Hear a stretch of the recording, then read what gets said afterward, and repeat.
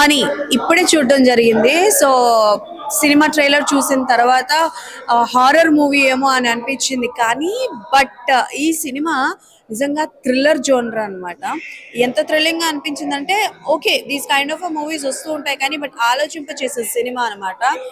Sridevi soda centre కావచ్చు are Palasa లాంటి director ఇలాంటి ఒక మంచి కాన్సెప్ట్ని చూపించారు. కాన్సెప్ట్ తీసుకోవడం అనేది ఇంపార్టెంట్ కాదు, చూపించే విధానం ఎంగేజింగ్గా ఉందా లేదా అన్నది చెప్పాలి. అండ్ ఈ మూవీకి హీరో అని ఏదైనా ఒక వర్డింగ్ ఇవ్వాలి అని అంటే అది డెఫినెట్లీ మ్యూజిక్ బీజిఎంకి అయితే మాట్లాడాలి. బికాస్ ఫస్ట్ హాఫ్ మొత్తం కూడా భయపెట్టేలా ఉంటుంది, చాలా బాగుంది.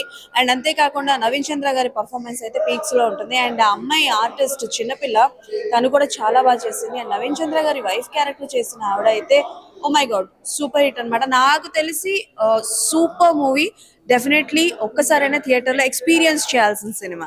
హాయ్ అండి, అందరికి నమస్కారం. నేను ఇప్పుడే హనీ మూవీ చూడడం జరిగింది. హనీ అంటే ముందుగా అందరు గుర్తొచ్చేది స్వీట్, కానీ ఈ సినిమాను అలా మీరు అనుకుంటే పప్పులో కాలేసినట్టే. ఈ cinema full psychological and horror అండి. ఈ సినిమాని చూసుకున్నట్టే ముందుగా నవీన్ చంద్ర గారు యాక్టింగ్ పరంగా చూసుకుంటే, నవీన్ చంద్ర గారు చెప్పాల్సిన అవసరం లేదు. తను ప్రతి సినిమాలోనూ ఒక డిఫరెంట్ వే ఆఫ్ వేరియేషన్ ఉంటుంది. ఈ సినిమాని చూసుకున్నట్లయితే తను చేసిన హర్రర్ మాత్రం చాలా బాగుందండి. తను చేసిన క్యారెక్టర్ చాలా అద్భుతంగా ఉంది.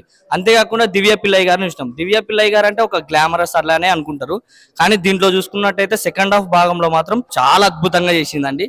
అంతేకాకుండా మన చిన్న పిల్లని చూసుకున్నట్లయితే చిన్న పిల్ల క్యారెక్టర్ చేసిన మాత్రం చాలా అద్భుతంగా చేసింది.